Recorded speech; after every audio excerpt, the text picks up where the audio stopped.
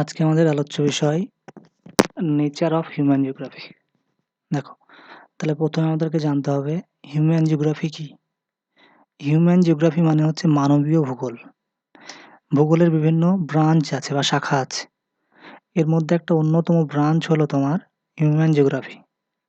তার মানে ভূগোলের যে শাখায় আমরা কি নিয়ে আলোচনা করব? মানুষ নিয়ে বা মানুষের ক্রিয়াকলাপ, মানুষের সংস্কৃতি, মানুষের কাজকর্ম, মানুষ কিভাবে প্রকৃতিতে মানিয়ে নিচ্ছে বা কিভাবে প্রকৃতিকে পরিবর্তন করছে। প্রত্যেকটা জিনিস ভূগোলের যে শাখায় আলোচনা করব তাকে কি বলছি আমরা? মানবীয় ভূগোল। তাহলে মাথায় রাখবে যখন আমরা মানবীয় ভূগোল পড়ব তখন কিন্তু আমাদের কেন্দ্রবিন্দুতে পুরোপুরি কে? মানুষ। এখানে কিন্তু আমরা প্রকৃতি নিয়ে আলোচনা করব বাট কার আলোকে? সেটা হচ্ছে মানুষের আলোকে। যখন আমরা ফিজিক্যাল জিওগ্রাফি পড়ব তখন আমাদের মূল বিষয়বস্তু কিন্তু ফিজিক্যাল দিকটা। মানে পাহাড়, পর্বত, নদী-নালা এগুলো। এখানে মানুষ বা আমরা তখন কিন্তু গৌণ। ওখানে তোমার মেজর পার্টটা কাকে নিয়ে পড়ব? প্রকৃতিকে নিয়ে। বাট সেকেন্ড যে পার্টটা পড়ছি দেখো, যখন আমরা হিউম্যান জিওগ্রাফি পড়ব সেটা তখন হচ্ছে পুরো জিনিসটার মূল কেন্দ্রবিন্দু থেকে মানুষ।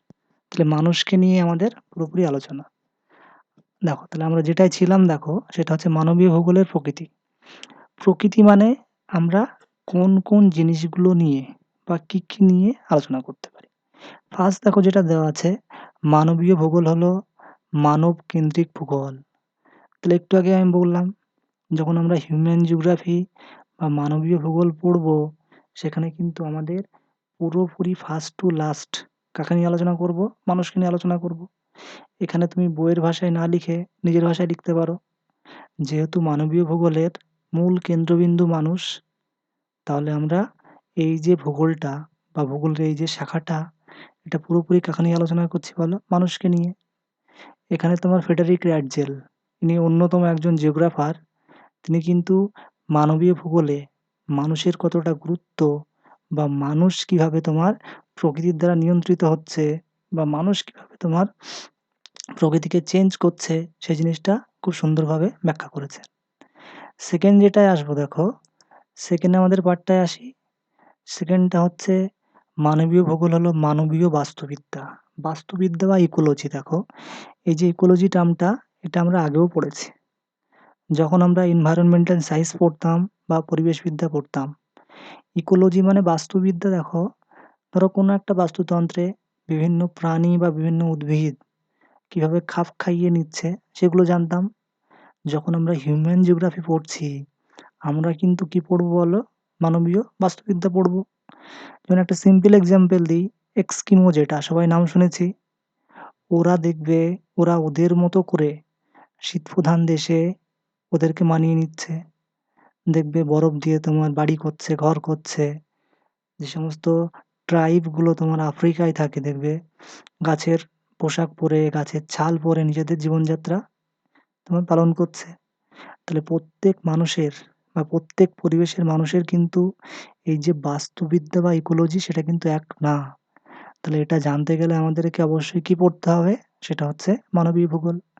তাহলে এখান থেকে কিন্তু আমরা মানুষের যে বাস্তুবিদ্যা, বাস্তুবিদ্যার ধারণা এগুলো সব জানতে পারি। আরেকটা এক্সাম্পল দিই আরো ক্লিয়ার হবে জিনিসটা। তোমরা যখন ট্রাইব নিয়ে পড়বে, ধরো আমি নিজে যখন জলপাইগুড়ি গেছিলাম সার্ভে করতে, টোটো বলে একটা উপজাতি আছে। যেটা পশ্চিমবঙ্গের মধ্যে একটা ইউনিক উপজাতি। দেখো ওরা বলে না, ম্যাক্সিমাম ট্রাইবদের বৈশিষ্ট্য হচ্ছে ওদের যে ঘরগুলো হয় পুরোপুরি তোমার কাঠ দিয়ে বা ধরো ওই গাছপালা দিয়ে ঘরগুলো তৈরি। আর ঘরগুলোর নিচেরটা গ্রাউন্ড থেকে অনেকটা উঁচু জায়গা ছেড়ে রাখা থাকে। মানে ওই জায়গাটা পুরোপুরি ফাঁকা।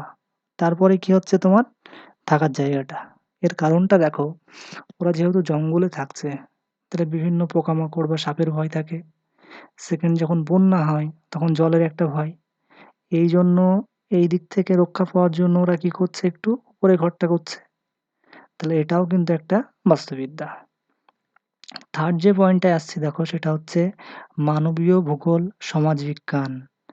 এবার মাথায় রাখবে, আমরা যখন মানুষ কোনো পরিবেশে আস্তে বসবাস করতে শুরু করলো।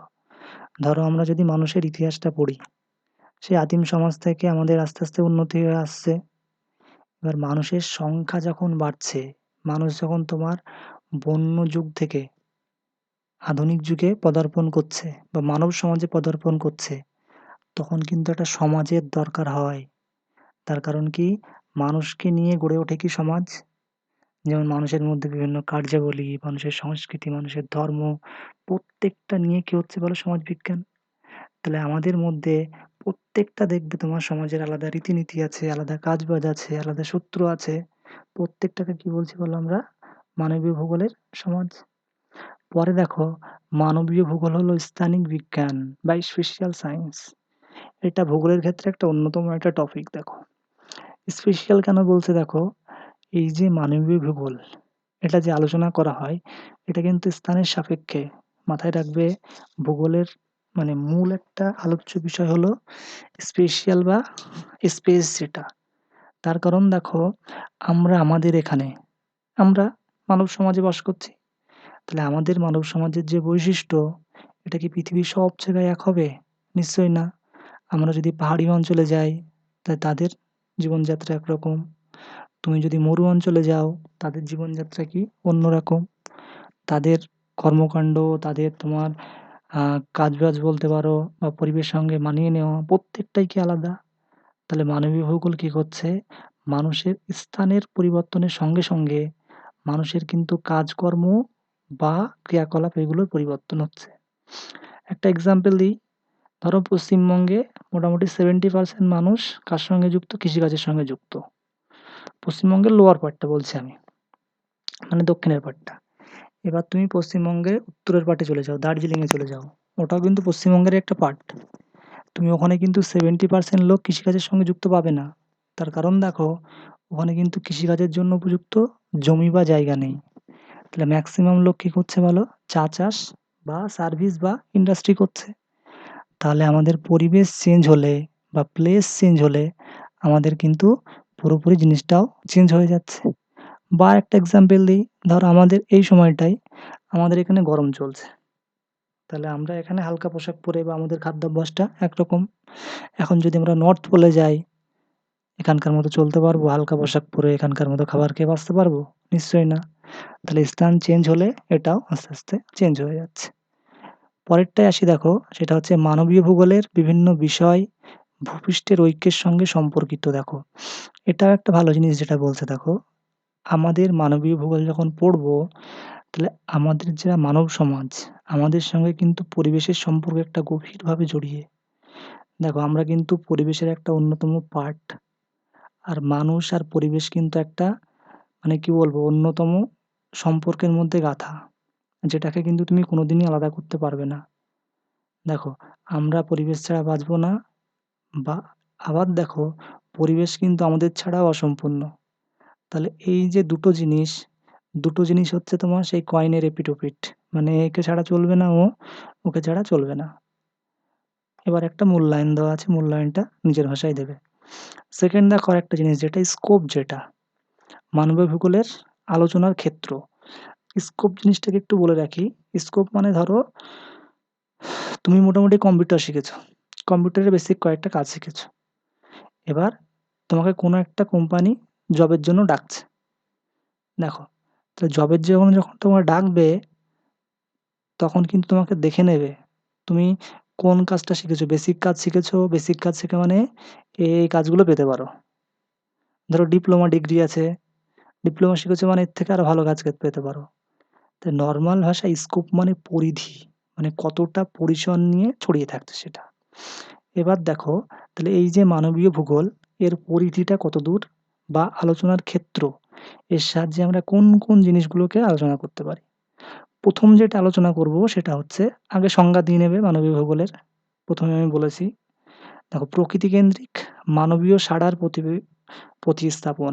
দেখো এই পয়েন্টের মধ্যে আমরা একটা জিনিস বুঝতে পারছি, আমরা কিন্তু পুরোপুরি প্রকৃতিকেন্দ্রিক এবং আমরা কিন্তু প্রকৃতির যে সাড়া, সেখানে কিন্তু আমরা সাড়া দিচ্ছি বা প্রকৃতির প্রত্যেকটা জিনিস কিন্তু আমরা উপভোগ করছি।